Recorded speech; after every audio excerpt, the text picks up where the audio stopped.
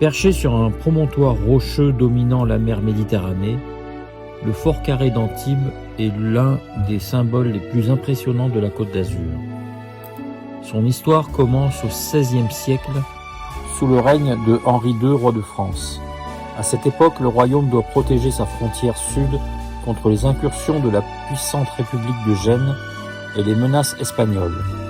En 1550, le roi ordonne donc la destruction d'un fort défensif à l'entrée d'Antibes, sur un éperon qui surplombe la baie. Le fort doit son nom à sa forme géométrique originale. Un carré avec 4 bastions en pointe, conçu pour offrir un champ de tir dans toutes les directions.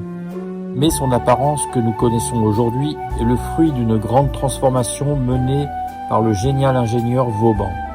À la fin du XVIIe siècle, il renforce les remparts, perfectionne les défenses et adapte le fort à l'artillerie moderne, faisant du fort carré une véritable sentinelle de pierre.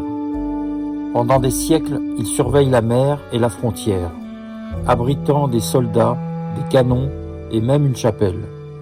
À la Révolution, il devient prison d'État, et c'est ici que fut détenu un certain Napoléon Bonaparte, alors jeune officier avant sa fulgurante ascension. Au XIXe siècle, avec l'évolution de l'artillerie et des frontières, le fort perd peu à peu son rôle stratégique.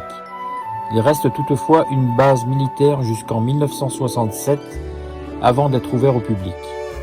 Aujourd'hui restauré et classé monument historique, le fort carré offre une vue panoramique spectaculaire sur Antibes, la mer et les Alpes. Rappelant son rôle de gardien du littoral, entre mer et histoire, il incarne à la fois la force militaire du passé et la beauté intemporelle de la Côte d'Azur.